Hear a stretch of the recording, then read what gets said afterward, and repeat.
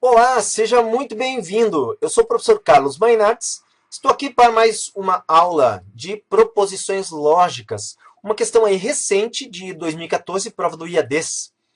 Então, considere a sequência de proposições. Se o artista vai ao museu, então ele assiste ao filme. Se o artista assiste ao filme, então ele se emociona. Se o artista se emociona, então ele ri e chora. Mas o artista não ri ou não chora. Com base nessas proposições, é correto afirmar que o artista, letra A, não vai ao museu ou assiste ao filme. Letra B, não vai ao museu e assiste ao filme. Letra C, assiste ao filme ou se emociona. Letra D, se emociona ou ri ou chora. E letra E, ri e chora. Bom, gente, na resolução dessa questão, nós temos aí algumas linhas para seguir na resolução. Né? Não existe um método único para a resolução. E eu vou partir da seguinte ideia, olha só. Eu vou pegar aqui a primeira proposição e vou partir do princípio que ela seja verdadeira. Então, essa é uma proposição verdadeira que diz: se o artista vai ao museu, então ele assiste ao filme. Estou tomando isso como verdade. Mas atenção, nós temos ali um conectivo condicional do tipo se, então. O conectivo condicional do tipo se, então, ele é formado então por duas proposições. É claro, quando a gente usa um conectivo, é uma proposição composta. E a primeira proposição ali, o artista vai ao museu, é a condição suficiente. E ele assistiu o filme, seria a condição necessária. Bom,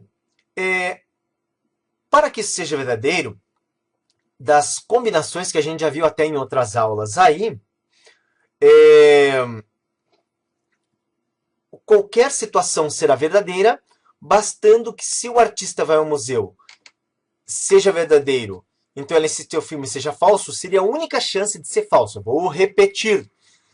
Se o artista vai ao museu, se isso for verdadeiro, então ele assiste ao filme for falso, então essa frase é falsa. Qualquer outra situação, qualquer outra combinação de verdadeiro com falso será verdadeiro. Eu quero que seja verdadeiro. Então, eu vou partir da seguinte ideia. Se o artista vai ao museu, vamos tomar isso como verdadeiro. Bom, se o artista vai ao museu e isso é verdadeiro, a única chance dessa frase continuar verdadeira é se ele assiste ao filme também for verdadeiro. Atenção, atenção, atenção. Ele assiste ao filme, não pode ser falso, porque senão a proposição composta, usando o conectivo se, então, é falsa. Então, olha só. Então, ele assiste ao filme, é verdadeiro, o que torna essa proposição verdadeira. Mas agora presta atenção. Na proposição seguinte, que começa justamente falando que se ele assistiu ao filme, isso a gente tomou como verdadeiro, o que acontece com ele se emociona? Também precisa ser verdadeiro para que essa proposição continue como verdadeira. Mas, se ele se emociona, o que a gente tomou como verdadeiro, o que acontece? Ele ri e chora, que necessariamente precisa ser verdadeiro. Observe que em todas elas usamos o conectivo se, então. E sempre que a primeira é verdadeiro, a segunda precisa ser verdadeira para que a frase continue verdadeira. Mas agora veja o seguinte. Nós temos ali uma proposição final que realmente é verdadeira, que diz que o artista não ri ou não chora. Então, isso é uma verdade. O artista não ri ou não chora. E agora eu digo para você que a negação para essa proposição de que o artista não ri ou não chora, também já discutida em outras aulas, é justamente dizer, né? Aí embaixo, ó, a negação disso é que o artista ri e chora. Agora presta muita atenção no que eu vou fazer aqui. Veja só.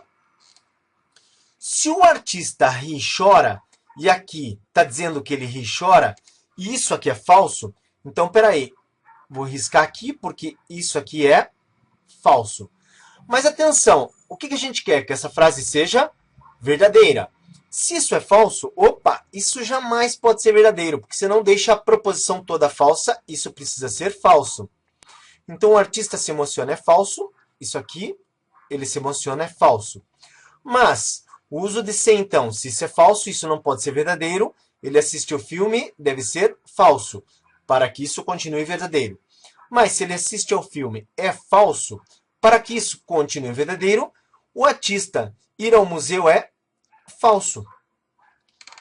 Então, observe. O que deve acontecer, então, né, se o artista não ri ou não chora, ser verdadeiro? Então, nós temos que, se o artista não vai ao museu, então ele não assiste ao filme.